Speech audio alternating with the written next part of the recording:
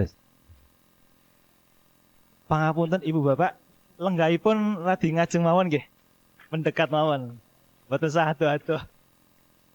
Monggo lenggah disekecake mawon terus lenggah sing nyedak mawon Bu.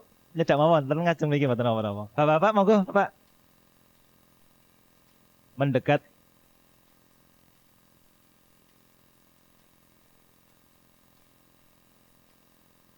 Nah, nek celak ngeten iki kan ketinggalan anu ya.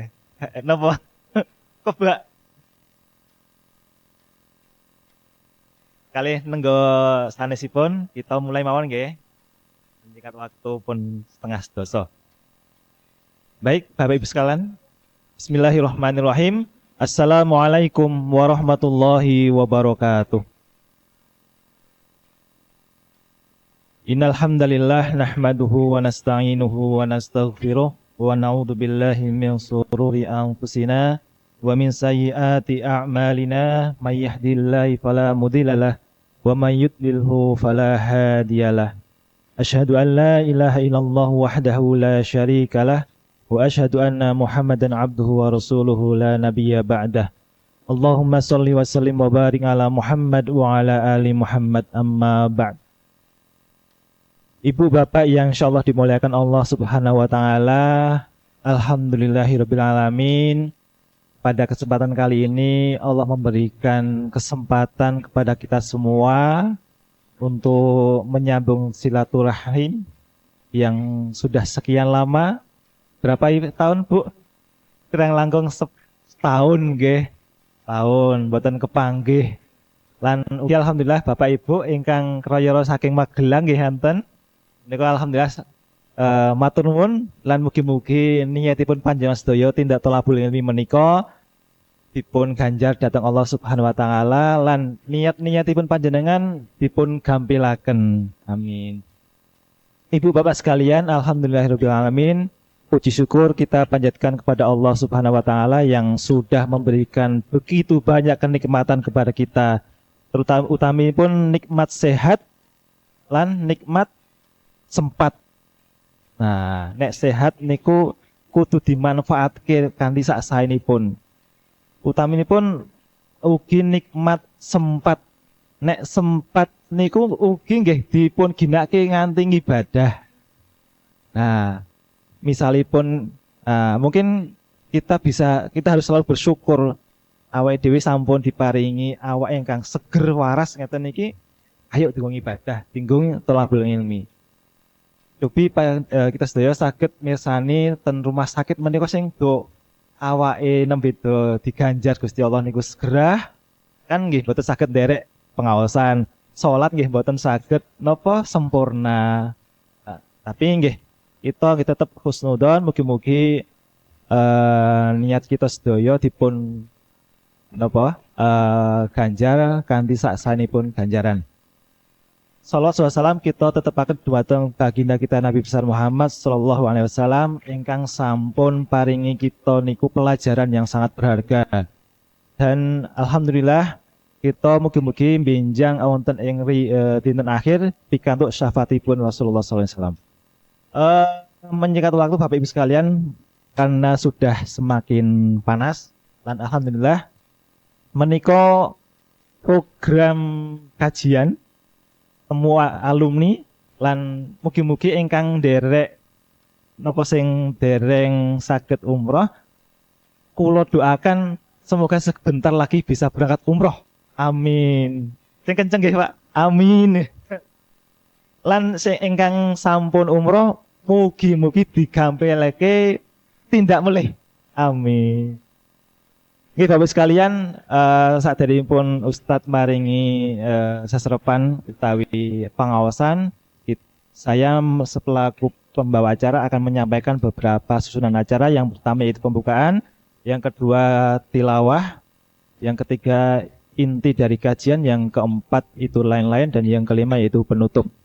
Mari kita awali kajian pada pagi hari ini menjelang siang dengan bacaan basmalah.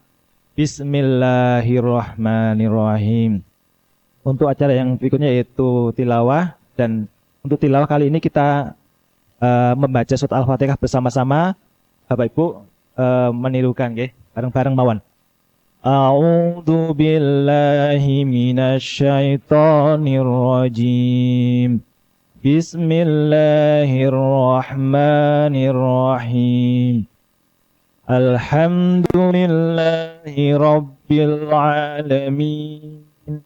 Ar-Rahmanir Rahim. Maliki yaumiddin.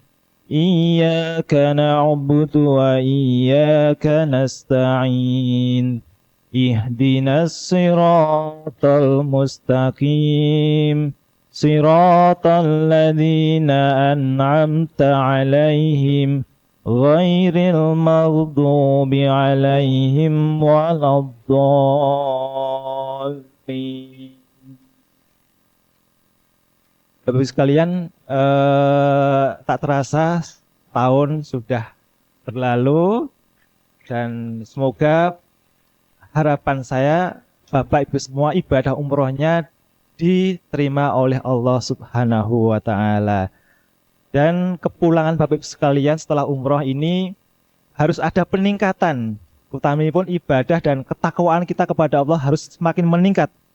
Dan untuk saya mewakili dari Nabawi, insya Allah akan memberikan beberapa kegiatan untuk semua alumni. Salah satunya yaitu kajian seperti ini. Dan insya Allah nanti rutin, setiap hari Sabtu insya Allah ada kajian. Bapak Ibu bisa hadir nanti. Untuk menyingkat waktu dan Ustadz Hamdan sudah rawuh, waktu dan tempat kami persilakan kepada Ustadz Hamdan untuk memberikan pengajian. Monggo Ustadz Hamdan.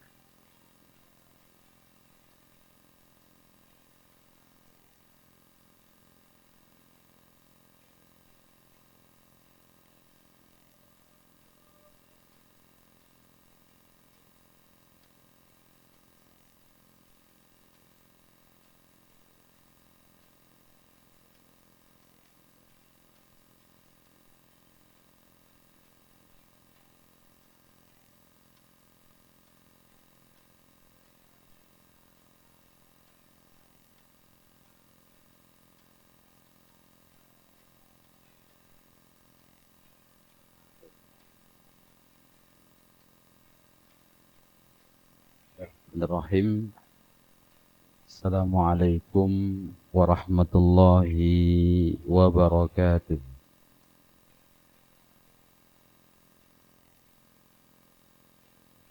Bapak Ibu sehat semuanya. Tasih ingat Nabawi mulia mboten? Tasih ingat. Tasih ingat kalian Pak Agus. Tasih ingat kalian sinten mawon iki? Pengurus-pengurus dari Nabawi Mulia, atau masih ingat dengan para tour leadernya? Masih ingat ya? Alhamdulillah. Alhamdulillah. Di pagi yang berbahagia ini kita kembali memuji dan selalu bersyukur kepada Allah Subhanahu wa Ta'ala atas sekian banyak nikmat yang Allah berikan kepada kita. Bapak Ibu, ketika kita bisa berjalan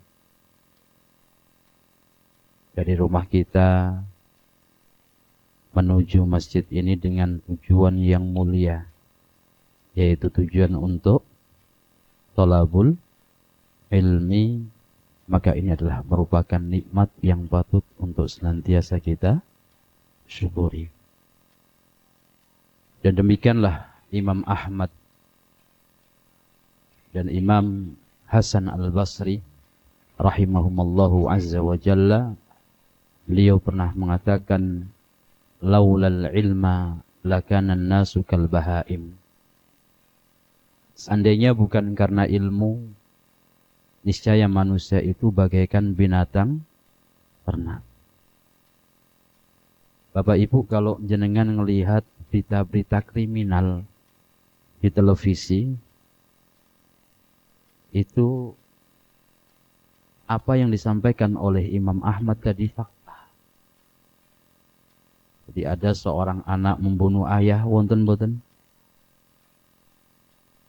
seorang anak membunuh ibunya, atau sebaliknya kedua orang tua membunuh siapa?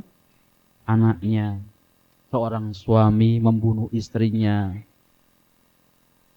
Bahkan waliyadzubillah ada di antara mereka yang sampai dimutilasi. Di antara mereka sampai ada yang dijual dagingnya. Maka jamaah yang dimuliakan oleh Allah, apa yang menjadi sebab kenapa mereka melakukan ini? Maka apa yang disampaikan oleh Imam Ahmad tadi adalah benar karena mereka jauh dari yang namanya ilmu. Allah Subhanahu wa taala mengingatkan kepada kita dalam ayatnya. Yarfa'illahu alladhina amanu minkum walladhina utul ilma darajat. Allah akan mengangkat derajat siapa? Orang-orang yang beriman. Dan Allah tidak berhenti pada kalimat orang-orang yang beriman saja. Tetapi orang-orang yang juga menuntut ilmu. Ya.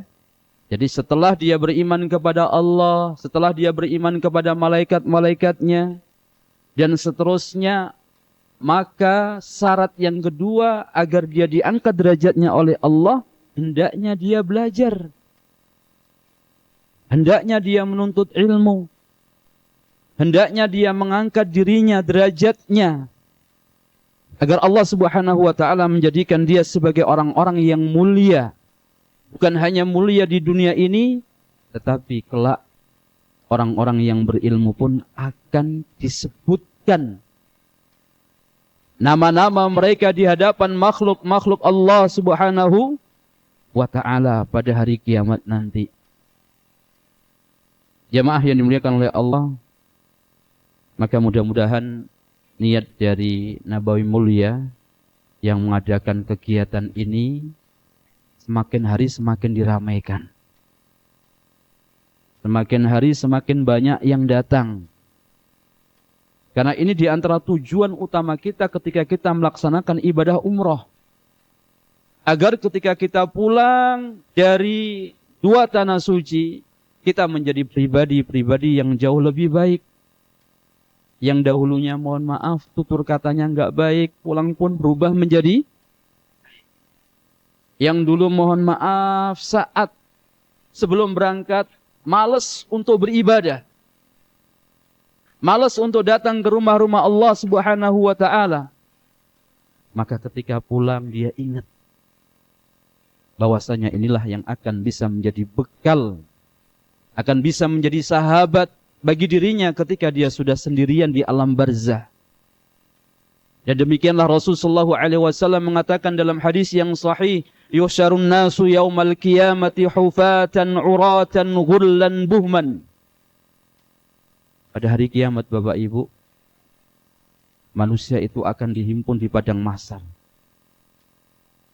Dan nanti bumi yang bulat ini itu akan diratakan oleh Allah Azza wa Jalla. Bangunan-bangunan semuanya akan hancur. Bahkan gunung pun kal ihnil manfush. Ya. Jadi gunung-gunung itu ibarat apa? Al-ihn, bulu-bulu yang bertebaran. Artinya enggak ada nilainya. Sangat kecil sekali ketika sudah terjadi hari kiamat. Sehingga manusia pun dalam keadaan bingung. Dalam keadaan ketakutan akan dahsyatnya kejadian di hari tersebut. Dan Allah himpun kita dalam keadaan apa Bapak Ibu? Ubatan. Dalam keadaan tidak beralas kaki. Uratan. Dalam keadaan tidak berpakaian. Ghurlan. Dalam keadaan tidak berkhitan. Buhman. Dan dalam keadaan tidak membawa rumah yang kita bangun, akan kita tinggalkan. Toko yang kita miliki sekarang, akan kita tinggalkan. Kendaraan yang kita tunggangi, itu pun akan kita tinggalkan semua. Bahkan orang-orang yang terdekat dengan kita, istri kita, pasangan kita, orang tua kita, anak-anak kita, semuanya akan kita tinggalkan. Dan yang akan kita bawa itu adalah apa? Amal ibadah yang selama ini kita lakukan. Salat beriring salam tak lupa kita haturkan kepada Nabi besar kita Muhammad sallallahu alaihi wa alihi wasallam. Dan semoga salawat ini pun sampai kepada keluarga beliau, sahabat-sahabat beliau, dan dari setiap umatnya yang mengikuti sunnah beliau hingga akhir hayatnya. Bapak Ibu yang di hadapan saya ini ada yang berangkat sama saya, ada yang belum, nggih. Dan mudah-mudahan suatu saat bisa berangkat bareng. Jenengan masih rindu mboten? Masih ingat Ka'bah mboten jenengan? Tasih. Bentuke napa Ka'bah niku? Warnane napa? Hah? Iya. Kita napak tilas lagi gitu nggih? Iya, maka minta sama Allah. Minta sama Allah. Perbanyak doa agar Allah kembalikan kita untuk bisa berangkat ke sana, untuk bisa menghapus kesalahan-kesalahan kita, karena memang kita adalah manusia yang berpeluh dosa. Insya Allah kajian di pagi menjelang siang hari ini kita akan bawakan tema Khairun Nasi fil Islam. Tema apa? Khairun Nasi fil Islam, yaitu manusia terbaik dalam agama kita. Jamaah yang dimuliakan oleh Allah, sebagai muqaddimah dari materi ini, yang pertama yang harus kita ingat, hayatud dunya al-qasirah. Kehidupan dunia itu sesaat. Kehidupan dunia itu enggaklah. Allah Subhanahu wa ta'ala berikan kita usia itu terbatas. Ada enggak di angkatan jenengan yang sudah meninggalkan jenengan? Sudah ada? Belum? Belum ya? Dan suatu saat kita akan berpisah Bapak Ibu. Suatu saat kita akan apa? Berpisah. Maka hendaknya kita menyadari bahwa perjalanan kita dalam kehidupan ini sangat-sangat sebentar. Sangat-sangat singkat. Ada orang yang dahulu dalam kondisi kuat, pendengarannya juga baik, penglihatannya juga baik, tiba-tiba sudah mulai apa? Berkurang. Dan demikian perjalanan kehidupan kita. Semakin kita ke atas, semakin kita akan melemah. Kemampuan kita untuk beribadah pun akan semakin berkurang. Semangat kita untuk beribadah pun akan semakin apa? Butuh perjuangan. Maka tidak jarang di antara manusia saat sudah berusia 50 tahun sudah enggak bisa rukuk lagi. Sudah tidak bisa sujud lagi. Dia harus duduk di atas kursi ketika beribadah kepada Allah. Maka Bapak Ibu yang dimuliakan oleh Allah,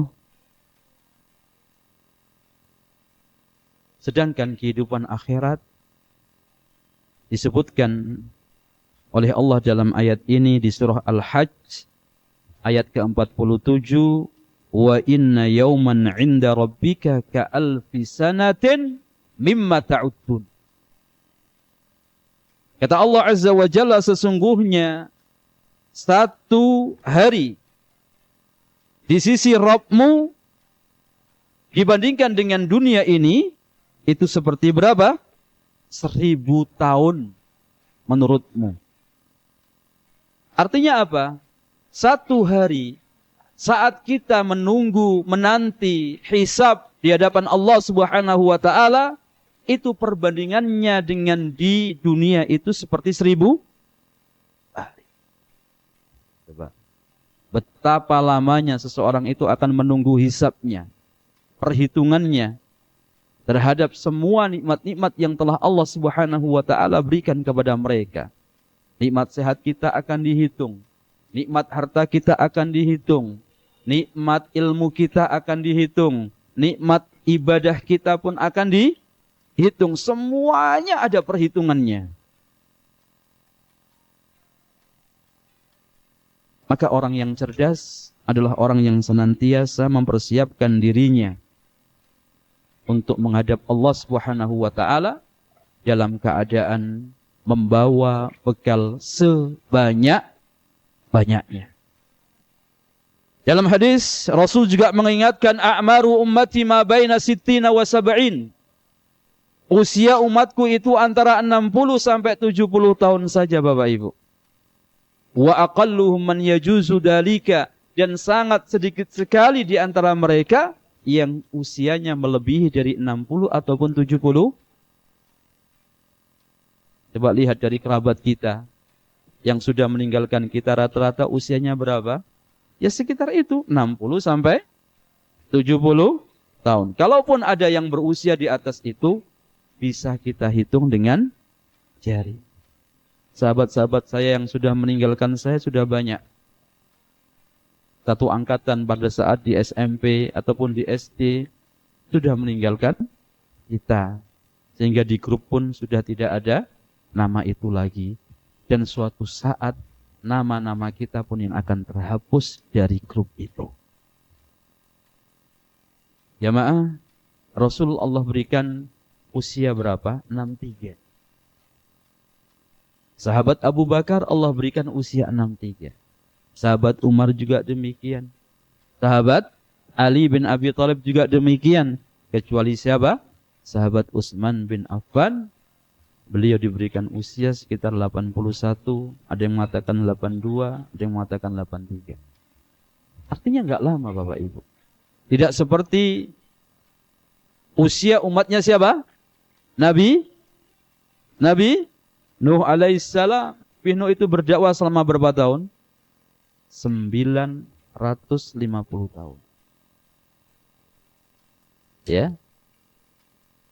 Tapi itu enggak berlaku di umatnya, usia umatnya Nabi kita Muhammad sallallahu alaihi wasallam. Jenengan kalau dikasih usia 200 tahun purun boten? Atau 300 tahun purun boten? Ah? Iya. Usia 100 saja sudah mulai apa? Iya, susah makan, gimana? Kemudian susah tidur. Susah apa lagi? Susah olahraga. Bahkan kadang ada orang menganggap menyusahkan. Nggih. Yang seperti itu. Merasa enggak enak. Mau makan enggak bisa, mau duduk enggak enak, mau tidur pun bingung. Maka jamaah yang dimuliakan oleh Allah, yang kedua, dzikrul hayati al-akhirah. Oleh sebab itu, maka hendaknya kita mengingat tentang apa?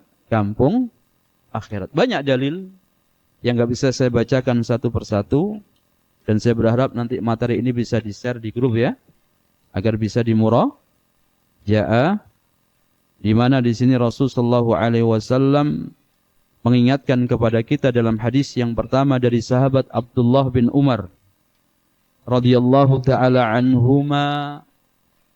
Beliau mengatakan, akhadha Rasulullah sallallahu alaihi wasallam bimangkibai.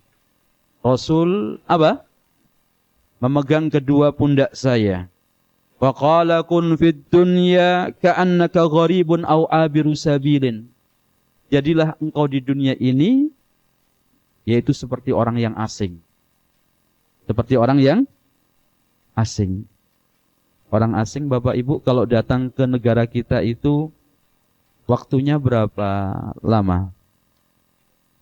Sesaat, sebentar, gitu. Nah, cuma numpang. Entah itu numpang bekerja, entah itu numpang tinggal, entah itu numpang jalan-jalan. Sebagaimana ketika kita menjadi orang asing, saat kita datang ke mana? Dua tanah suci. Ada yang 12 hari, enggak sampai. Karena dihitung dari perjalanan. Ada yang hanya 10 hari. Di sana cuma 7 hari atau 8 hari. Dan demikianlah kondisi kita di dunia ini. Enggak lama. Hanya sesaat saja. Maka apa kata sahabat Abdullah bin Umar? Idza amsayta fala tantadhiris shabah. Kalau engkau berada di sore hari, maka jangan menunggu waktu pagi hari. Artinya apa? Manfaatkan waktu sore hari untuk apa? Untuk beraktivitas dengan perkara-perkara yang baik. Sampai datang waktu pagi. Dan amalan yang hendaknya kita kontinukan dalam hidup kita itu adalah baca Al-Quran. Biar mboten cepet pikun. Ya, baca Quran. Siapa yang sudah mulai gampang lupa? Nyari HP di tangannya. Mana HP saya? Tadi tak taruh. Mana HP saya? Siapa yang tahu? Depannya. Loh? Oh iya ya, HP saya di sini. Apalagi kunci rumah, kunci motor, gimana? Ibu-ibu pernah melupakan wajannya juga? Mana wajan saya? Iya. Dan demikian Bapak Ibu. Kalau kita sudah mulai gampang lupa, maka perbanyak kita untuk membaca Al-Quran. Baca Al-Quran. Pernah saya mendapatkan sekitar, kalau kita terbiasa membaca 50 ayat sehari itu akan bisa melupakan apa? Akan bisa menjadi obat buat kita dari apa? Pikun. Termasuk zikir pagi dan zikir petang. Dibiasakan. Jemaah yang dimuliakan oleh Allah. Wa idza asbahta fala tantadhiril masa, kata beliau.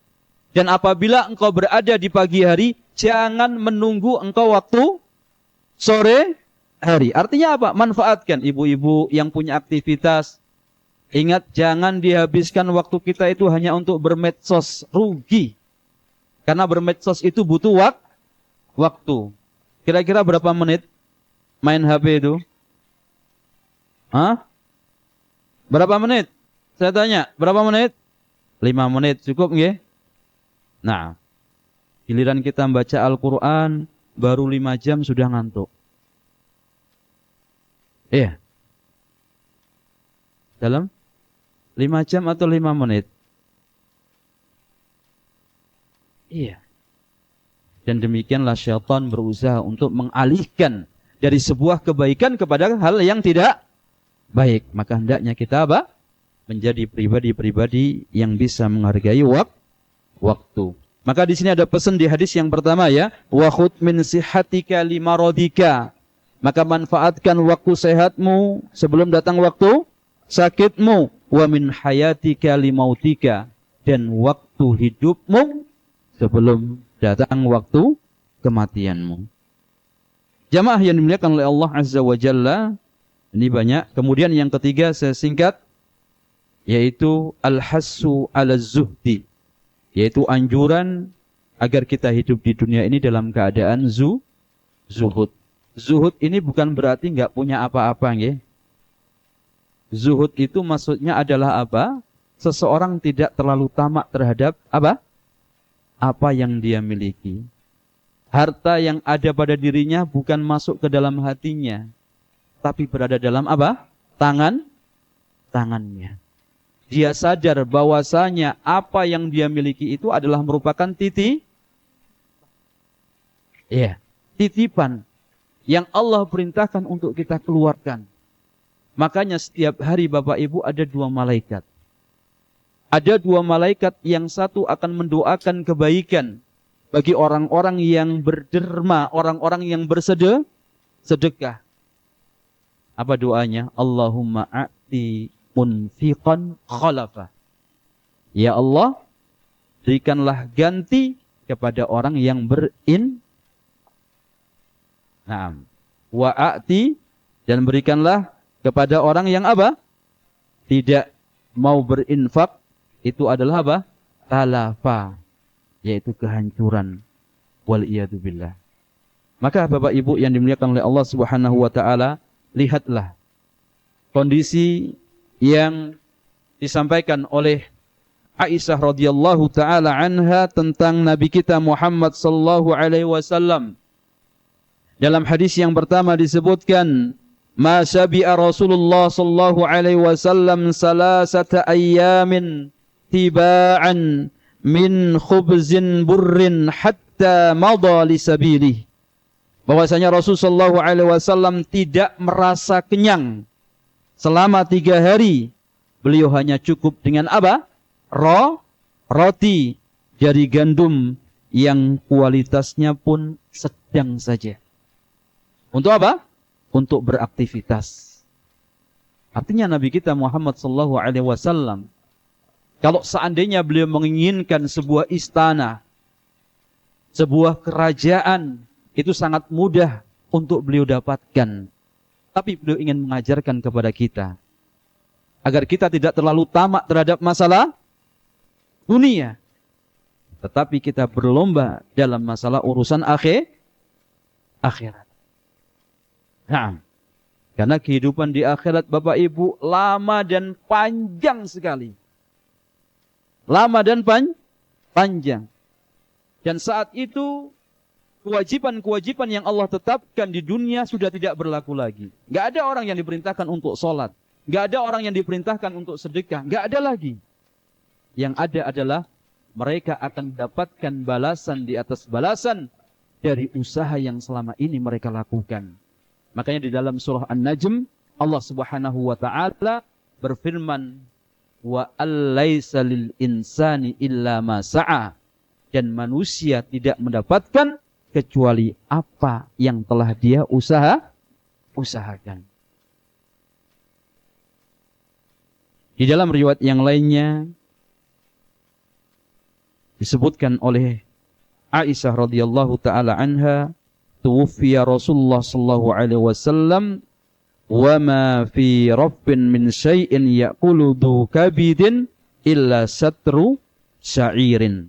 Pada saat Rasulullah sallallahu alaihi wasallam meninggal dunia, Aisyah mengatakan, di rak atau di almariku tidak ada apa-apa yang bisa dimakan kecuali beberapa gandum dengan kualitas yang rendah. Tapi apakah dengan sebab ini Rasulullah SAW dilupakan? Tidak, Bapak Ibu. Bahkan setiap hari kuburan beliau didatangi untuk apa? Untuk diingat akan jasa yang telah beliau berikan untuk umat ini. Maka apa yang kita lakukan ketika kita datang ke sana?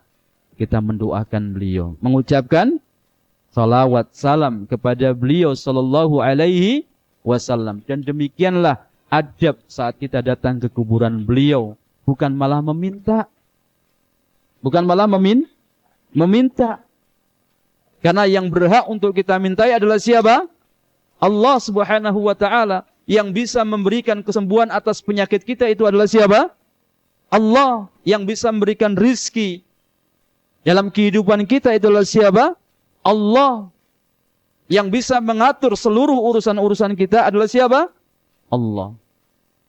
Maka tundukkan diri kita, rendahkan diri kita di hadapan Allah Subhanahu wa taala. Bapak Ibu yang dimuliakan oleh Allah Subhanahu wa taala, saatnya akan saya sampaikan beberapa kumpulan manusia terbaik yang disebutkan dalam agama kita. Yang pertama adalah orang yang bermanfaat hidupnya. Ini golongan orang pertama. Disebutkan dari sahabat Jabir radhiyallahu taala anhu, beliau mengatakan, qala Rasulullah sallallahu alaihi wasallam, khairun nasi anfa'uhum linnasi. Sebaik-baik manusia adalah orang yang paling bermanfaat bagi orang lain. Jadi bukan bermanfaat untuk dirinya sendiri. Maka seorang muslim yang baik di sini akan sangat bermanfaat dalam hidupnya. Dan itu yang kita lihat. Ketika Anda menjadi pribadi-pribadi yang baik, pasti jenengan akan senantiasa dirindukan kehadirannya. Pasti jenengan akan dicintai oleh orang-orang yang ada di sekitarnya. Pasti jenengan akan ditunggu nasihat-nasihatnya. Karena demikianlah kiprah ataupun kehidupan dari orang-orang yang memiliki bermanfaat. Ilmunya, hartanya, waktunya. Ibarat seekor lebah jamaah yang dimuliakan oleh Allah. Yang bisa mengeluarkan apa? Madu. Madunya dicari oleh sekian juta manusia. Karena di dalam madu terdapat apa? Obat. Dan demikianlah orang-orang yang bermanfaat. Selalu akan mendatangkan kebaikan-kebaikan bagi orang-orang yang ada di sekitarnya. Makanya di antara yang disebutkan dalam ayat adalah wa ja'alani mubarakan ainama kuntu. Dan Allah jadikan aku sebagai orang yang diberkahi dimanapun aku berada. Dan demikianlah jamaah ketika kita sadar di awal pembukaan tadi bahwasanya kita itu hidup enggak lama, mari kita manfaatkan apa yang kita miliki. Dari ilmu kita, dari harta kita, ataupun mungkin jabatan kita. Ya, kita manfaatkan untuk bisa apa? Memberikan kebaikan bukan untuk diri kita saja. Bukan untuk keluarga kita saja. Tetapi bagaimana hal ini bisa dimanfaatkan oleh orang lain. Semakin Anda banyak memberikan sesuatu kepada orang lain, akan semakin besar pahala yang akan Anda dapatkan.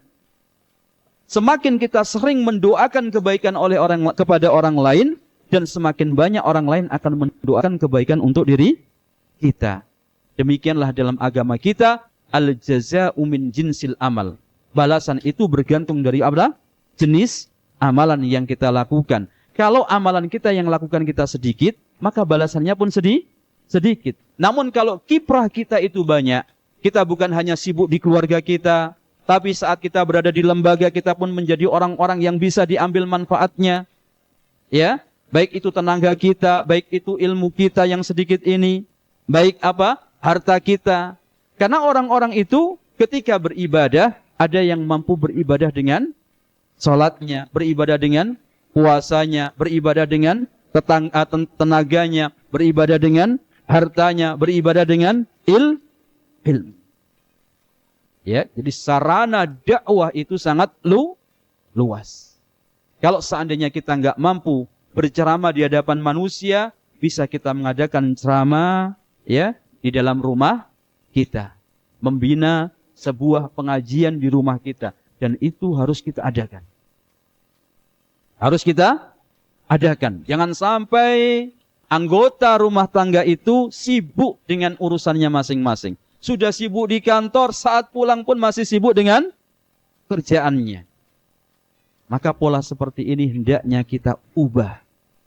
Jadikan rumah kita itu adalah baiti jannati. Anda sebagai kepala rumah tangga, maka Anda kelak pada hari kiamat akan ditanya terhadap pertanggungjawaban Anda kepada putra-putri Anda. Putra-putri kita akan mengadu kepada Allah Subhanahu wa taala atas hak-hak mereka. Apakah mereka sudah mendapatkan hak mereka saat mereka menjadi putra-putri kita? Sebelum nanti kita akan dihisab. Jadi anak-anak kita akan menuntut terlebih dahulu terhadap tanggung jawab kita sebagai kepala rumah tangga. Makanya disebutkan dalam hadis yang sahih, innallaha sa'ilun kulla ra'in amma star'a ahafidhu dzalika am dhayya'ahu. Allah Subhanahu wa taala akan menanyakan setiap pemimpin atas apa yang dia pimpin. Apakah dia mampu untuk menjaganya atau sebaliknya dia akan menyia-nyiakannya. Jamaah yang dimuliakan oleh Allah Subhanahu wa taala, demikian pula orang yang bermanfaat itu bagaikan seorang penjual minyak wangi. Ya betul? Penjual minyak wangi niku harum atau mboten. Sekarang di Jogja sudah mulai banyak penjual parfum nggih. Kita lewat saja sudah mencium baunya. Dan demikianlah gambaran dan kondisi orang-orang yang bermanfaat Bapak Ibu. Ya, jadi dengan bisa lihat orang-orang yang punya pengaruh yang baik lah. Ya, pengaruh yang baik di masyarakat jenengan, saat dia lewat pun kita kadang sudah merasa senang, ya betul? Tadi depan rumah saya dilewati sama Pak Presiden. Pak ini, Pak itu. Ya, dia itulah tokoh masyarakat, dia itu adalah orang yang hartanya itu diberikan untuk membangun yayasan ini, membangun lembaga ini. Siapa yang tidak kenal sekarang? Siapa itu Bapak As'ad Umam? Ada yang kenal bukan? Ada yang tahu namanya? Ada yang ingat? Nah, karena apa? Mereka bisa memberikan manfaat Bapak Ibu. Dengan ikroknya. Yang tadinya orang nggak bisa membaca, akhirnya bisa membaca dengan izin Allah Subhanahu wa Ta'ala. Jamaah yang dimuliakan oleh Allah Subhanahu wa Ta'ala, orang yang bermanfaat akan menjadi manusia yang paling dicintai oleh Allah dan juga manusia yang terbaik bagi penduduk langit dan penduduk bumi. Dan demikianlah sahabat Ibnu Umar radhiyallahu taala anhuma, beliau mengatakan dari Nabi sallallahu alaihi wasallam, ahabbun nasi ila Allah taala anfa'uhum linnas. Orang yang paling dicintai oleh Allah adalah orang yang paling bermanfaat. Dalam hadis yang pertama tadi, manusia yang terbaik. Kalau di sini apa? Manusia yang paling dicintai oleh Allah adalah orang yang bisa memberikan manfaat. Bapak Ibu yang dimuliakan oleh Allah, lihatlah orang-orang yang bisa memberikan manfaat, maka dia pun akan melakukan perkara-perkara, amalan-amalan yang akan bisa mendatangkan cinta Allah Azza wa Jalla. Apa di antara amalan tersebut? Yang pertama disebutkan dalam hadis ini adalah sururun tudkhiluhu ala muslim. Ya, jadi orang yang bermanfaat itu akan senantiasa memasukkan sesuatu yang bisa membahagiakan bagi saudaranya. Ya, bagi saudaranya. Dan contohnya sangat banyak sekali. Kadang di rumah kita ada kiriman ya, kiriman makanan. Pernah jenengan dapat kiriman makanan dari tangga jenengan? Atau dari kerabat? Nah, kira-kira ketika jenengan dicantolin kepala kambing remen bukan? Hah? Bukan di hari raya Idul Adha saja. Nah, tiba-tiba ada yang nyantolin kepala kambing. Masya Allah. Pas dibuka pintunya sudah ada kepala Alhamdulillah. Ya. Setelah dibuka ternyata salah alamat Bapak Ibu. Kan? Ke rumah kita. Ya. Kalau seandainya ke rumah kita, Masya Allah. Seneng badan? Iya. Itu baru kepala kambing. Apalagi kepala sapi. Nah. Apalagi kepala-kepala yang lainnya. Nah. Datang kepada kita kepala negara jemaah. Datang kepada kita kepala provinsi. Dan seterusnya. Jadi demikian. Orang-orang yang bermanfaat akan selalu memasukkan hal-hal yang bisa membahagiakan kepada orang lain. Yang kedua apa di situ? Au takshifa anhu qurbah, atau mengangkat kesusahan dari orang lain. Ya. Jadi jamaah yang dimuliakan oleh Allah, kadang dalam kerabat kita itu ada di antara mereka yang butuh bantuan kita. Di dalam grup itu bisa kita manfaatkan. Maka jangan menunggu. Tapi bagaimana apa? Anda berlomba untuk meraih kebaikan tersebut. Subhanallah Bapak Ibu. Bagaimana perasaan kita ketika kita merasakan kesusahan dalam hidup. Tiba-tiba ada orang yang datang membantu kita. Kalau saya boleh tanya, ada nggak di antara Bapak Ibu yang punya pengalaman pahit seperti ini dulu? Ada. Ya, ketika merantau nggak ada orang sama sekali, nggak ada kerabat, nggak ada ini, tiba-tiba ada orang yang membantu. Saat kuliah, pas nggak punya uang dan seterusnya, tiba-tiba ada orang yang bantu. Saat mau mengajar, nggak punya kendaraan, tiba-tiba ada orang yang meminjami saja sudah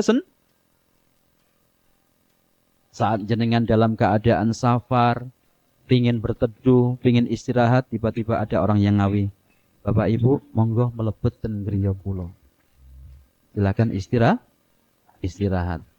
Pernah Bapak Ibu mendapatkan pengalaman seperti ini? Senang boten? anhu. Berapa banyak pahala yang didapatkan oleh orang yang memasukkan kebahagiaan tadi. Dan apa? Orang-orang yang mengangkat kesusahan dari orang lain. Kemudian yang ketiga, au taqdi anhu dainan, atau membayarkan hutang. Pernah dibayari hutangnya? Di sini ada nggak orang yang biasa membayarin hutang? Saya pengen tahu. Belum. Nah, kalau ada tak daftar gitu lah. Ya. Bapak jenengan biasa bayarin utang gitu. Ya kita daftar. Belum ada ya. Tapi jamaah ada orang yang punya sifat seperti ini. Ya, kamu punya utang berapa? Sekian juta. Ya sudah. Dari 5 juta kamu bayar 500 saja. Ada yang seperti itu? Enggak ada? Nah, ada orang yang utang. Kapan bayarnya? Pokoknya kapanpun kamu mau bayar silakan. Kalau enggak, ya sudah. Kita apa? Kita anggap lunas. Senang buatan Bapak Ibu? Senang. Kemudian jemaah yang dimuliakan oleh Allah. Atau yang keempat, menghilangkan rasa lapar. Hari ini di hadapan jenengan ada makanan, ya. Yang tadinya mungkin perut dalam keadaan kosong, sekarang sudah mulai kenyang. Iya. Sudah mulai apa? Kenyang. Sudah kenyang belum? Kalau udah kenyang berarti nggak ada makan siang kan gitu. Iya. Subhanallah. Ini diingat-ingat ya. Kemudian yang kelima adalah apa? Atau mengangkat ya kebutuhan atau keperluan orang yang membutuhkannya. Subhanallah. Bahkan disebutkan di nomor 5 di situ, wala an amsiya ma'a akhin fi hajatin ahabbu ilayya min an a'takifa fi hadzal masjid, yakni Masjidil Madinati syahra.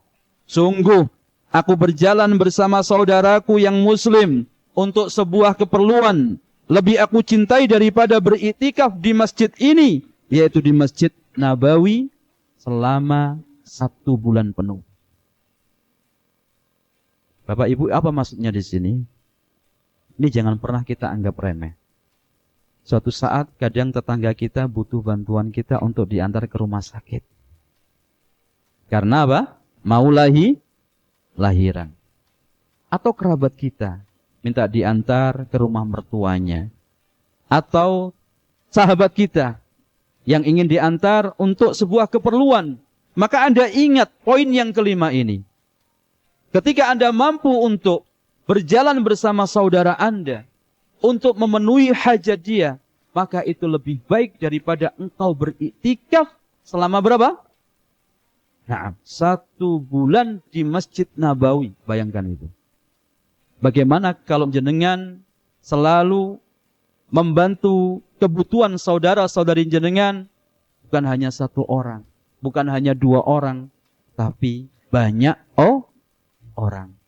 Dan inilah yang semuanya akan kembali kepada kita. Baik, manusia yang kedua, Bapak Ibu yang dimuliakan oleh Allah, adalah belajar Al-Quran dan mengajarkannya.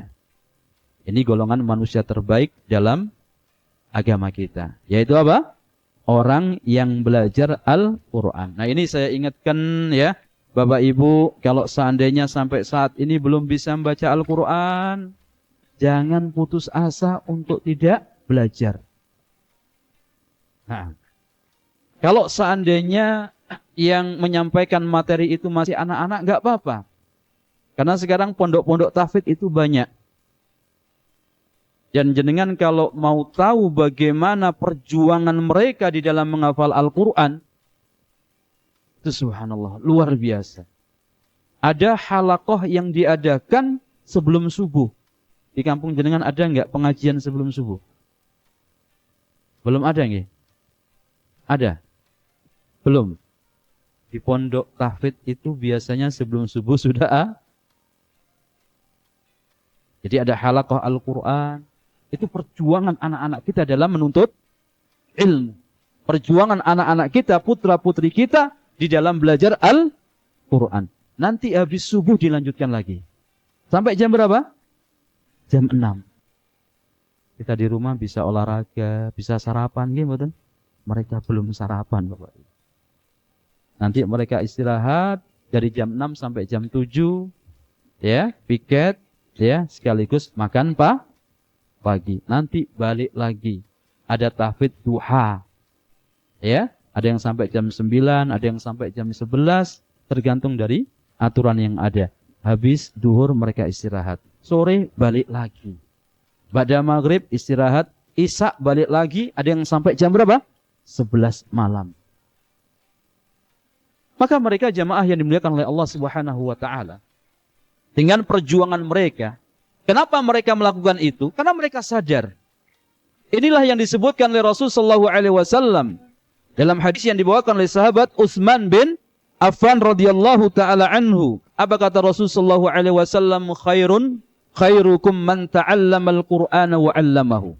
Sebaik-baik kalian adalah orang yang mempelajari Al-Qur'an dan mengajarkannya. Ya. Dan mengajarkannya. Bayangkan, satu huruf itu diganjar berapa, Bapak Ibu? Halo? Anybody home? Masih bersama saya? Baik. Bapak Ibu, kalau jenengan baca Al-Quran satu huruf, angsal pinten? Hah? 10 kebaikan. Pernah jenengan menghitung surah Al-Ikhlas itu ada berapa huruf? Hah? Besok dihitung. Nanti pulang di rumah dihitung ya. Biar apa? Kita termotivasi untuk membaca Al-Quran ini loh. Balasan yang akan Allah berikan kepada kita. Kita membaca surah Al-Ikhlas saja sudah mendapatkan sekian pahala. Bagaimana ketika kita membaca surah Al-Baqarah? Bagaimana kalau kita membaca surah Ali Imran? Atau bagaimana kalau setiap bulan saya bisa untuk menghatamkan Al-Quran? Rasul mengingatkan dalam hadis yang sahih, man qara'a harfan min kitabillahi falahu bihi hasanah wal hasanatu bi asri amsalihah. La aqulu alif lamin harfun walakin al alifu harfun wa lamun harfun wa mimun harfun. Jelas ya? Barang siapa yang baca satu huruf dari Al-Quran, maka baginya satu kebaikan, dan satu kebaikan akan dilipat gandakan menjadi berapa? 10 kebaikan. Bayangkan itu. Maka jadikan ini sebagai motivasi bagi kita untuk belajar Al-Quran, agar kita menjadi manusia-manusia yang terbaik. Bahkan jamaah, Al-Quran kelak pada hari kiamat akan menjadi syafaat. Iqra'ul Qur'ana fa innahu ya'ti yaumal qiyamati syafi'an li ashabihi. Bacalah Al-Quran, karena Al-Quran kelak pada hari kiamat akan menjadi syafaat penolong buat orang-orang yang membacanya. Bagaimana lagi dengan orang-orang yang mengajarkannya? Bahkan disebutkan dalam hadis yang sahih, bahwa seorang yang menghafal Al-Quran, orang tua yang mempunyai anak yang bisa menghafal Al-Quran, maka dia akan dipakaikan padanya mahkota yang nilainya tidak setara dengan dunia dan seisinya. Kalau seandainya kita yang belum bisa menjadi penghafal Al-Quran, maka ada anak-anak kita yang bisa kita antarkan ke sebuah pesantren.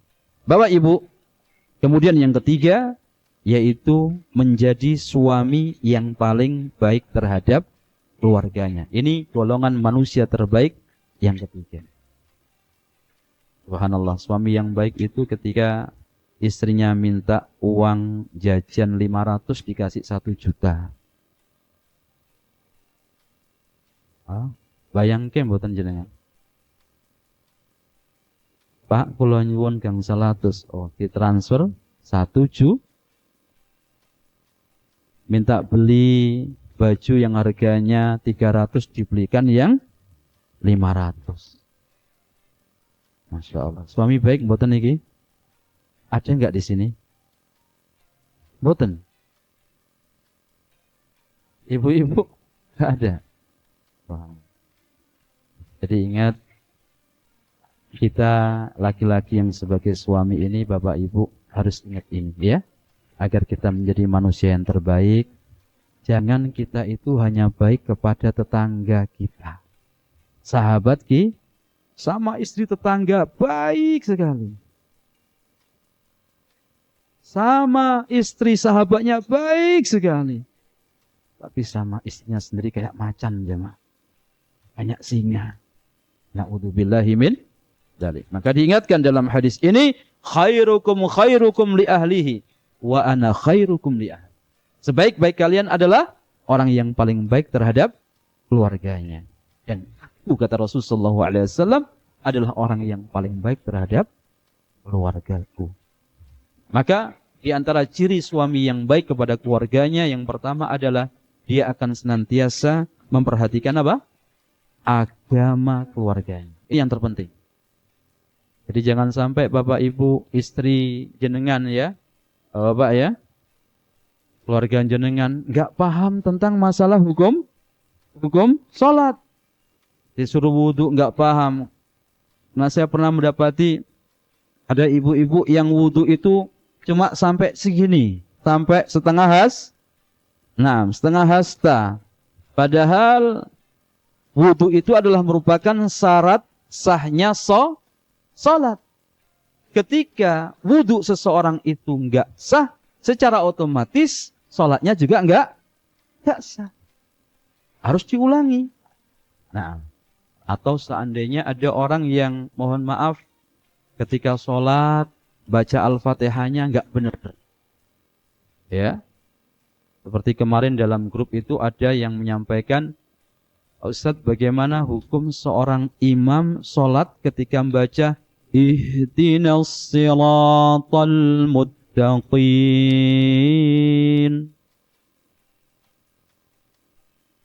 Apa itu artinya? Ada mboten? Ya Allah, tunjukkanlah kami kepada jalan orang-orang yang bertakwa. Yang benar?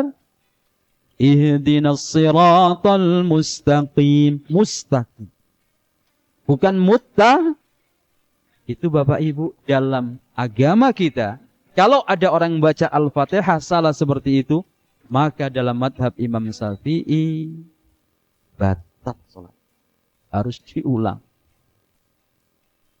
Ya. Maka penting untuk belajar apa? Agama. Rasulullah SAW mengingatkan hal itu. Dan Allah Subhanahu wa taala juga mengingatkan agar kita perhatian terhadap keluarga kita, ya ayyuhalladzina amanu qu anfusakum wa ahlikum nara. Iya. Wahai sekalian manusia.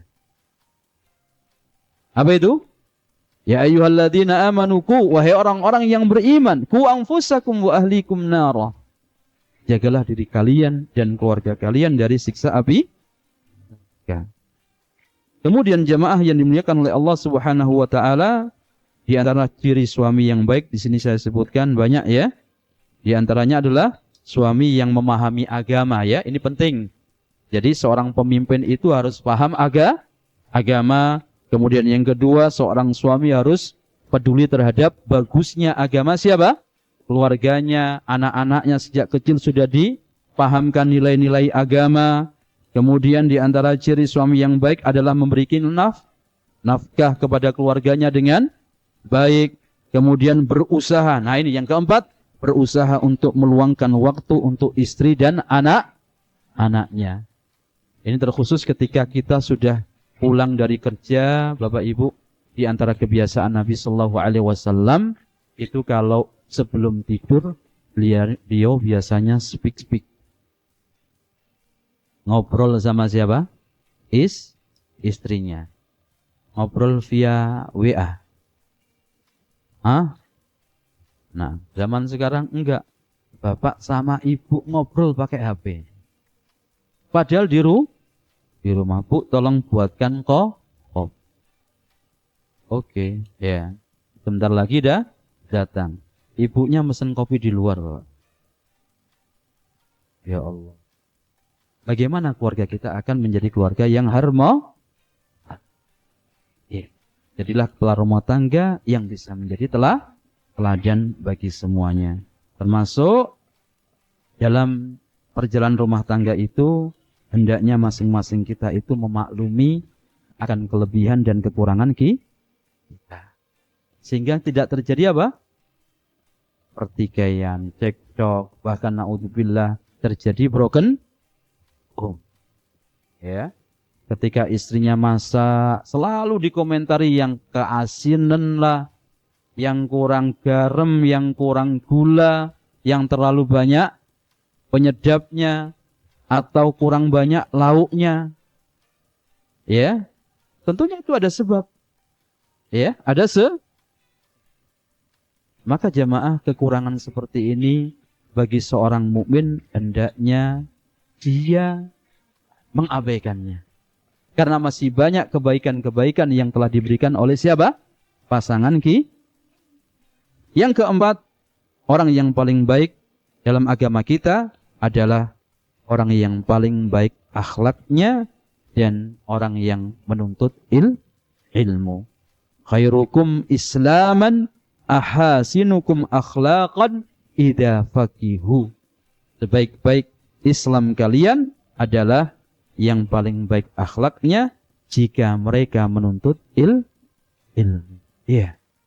Perlu kita perbaiki Bapak Ibu. Terkhusus lisan kita ya. Lisan kita hendaknya senantiasa kita jaga. Jangan sampai mengumpat kalimat-kalimat yang tidak baik kepada istrinya. Ya, sampai mengucapkan kata-kata yang kasar. Na'udzubillah min dzalik. Dan ini tidak pernah terucap dari teladan terbaik kita. Siapa itu?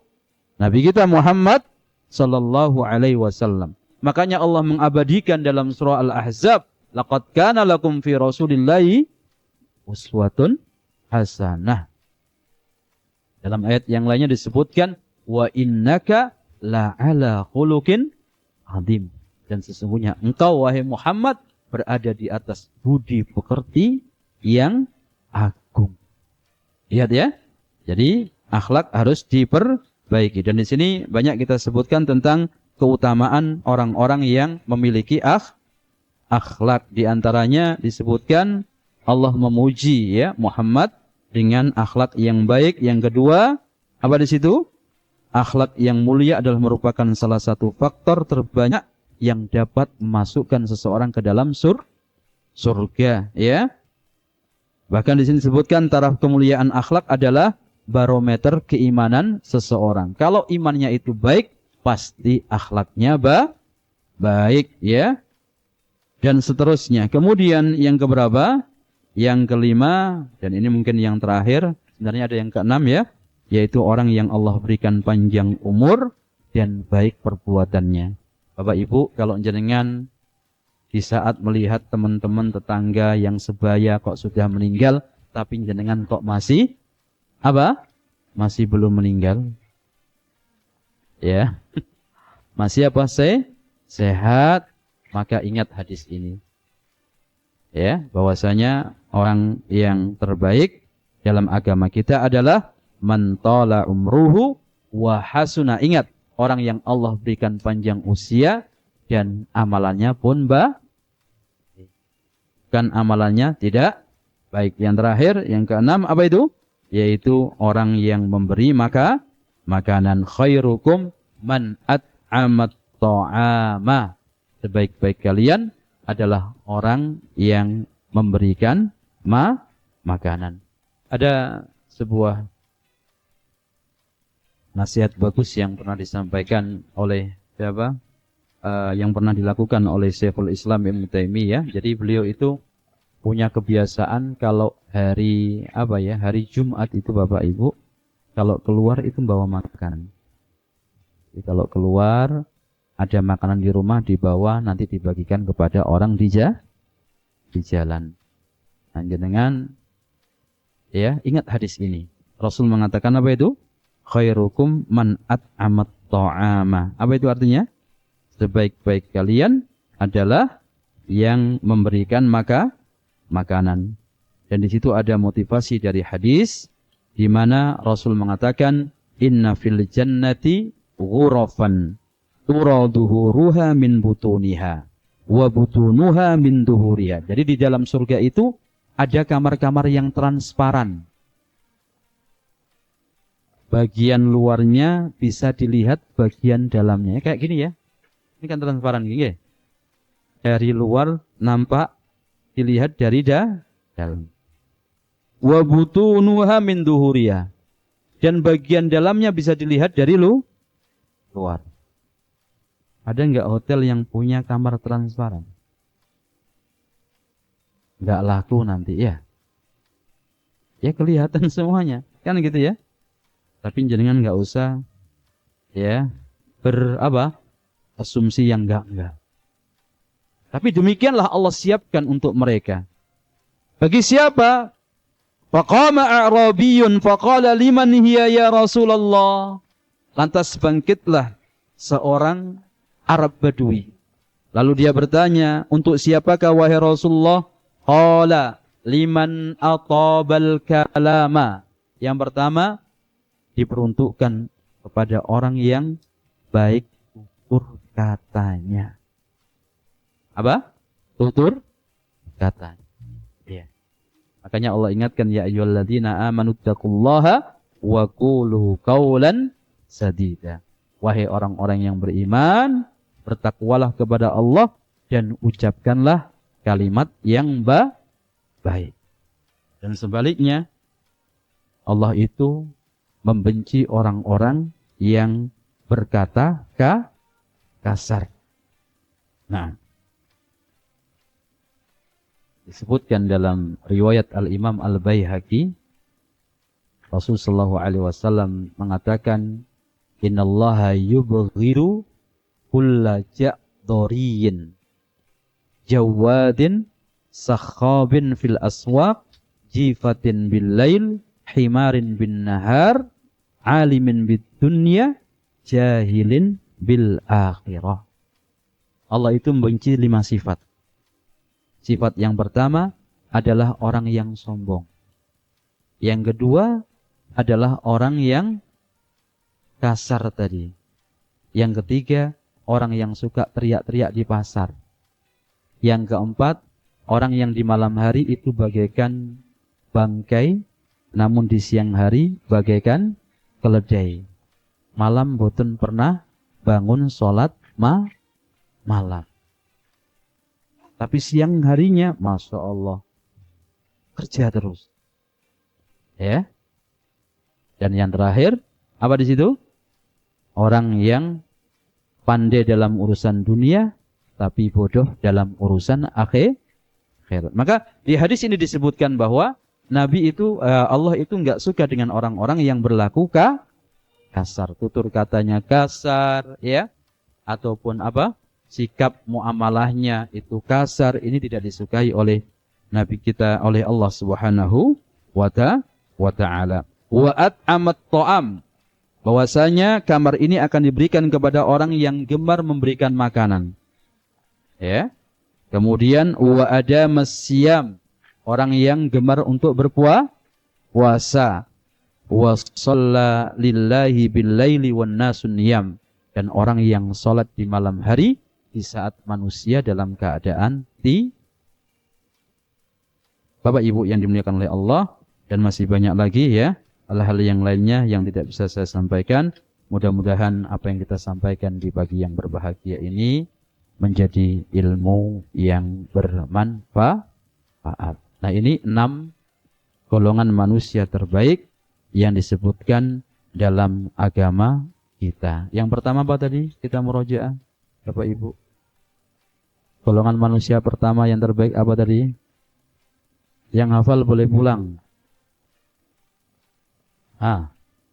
Yang pertama adalah orang yang paling bermanfaat. Yang kedua, orang yang mempelajari Al-Quran dan mengajarkannya. Yang ketiga, orang yang paling baik terhadap keluarganya. Nggih. Yang keempat, orang yang paling baik akhlaknya. Yang kelima, ahsan, orang yang panjang umurnya dan baik amalannya. Yang terakhir, orang yang berbagi, maka nanti pulang beli makanan yang banyak ya, dibagikan. Bagikan satu-satu. Loh, kenapa Bu? Pokoknya tak bagikan. Saya ingin masuk surga gitu ya. Demikian, wallahu ta'ala alam, yang benar semata dari Allah, yang salah tentunya dari kurangan saya. Mudah-mudahan Allah senantiasa mengampuni dosa saya dan dosa kita semuanya. Hadallahu ta'ala alam. Wassallallahu ala nabiyyin Muhammad. Assalamualaikum warahmatullahi wabarakatuh.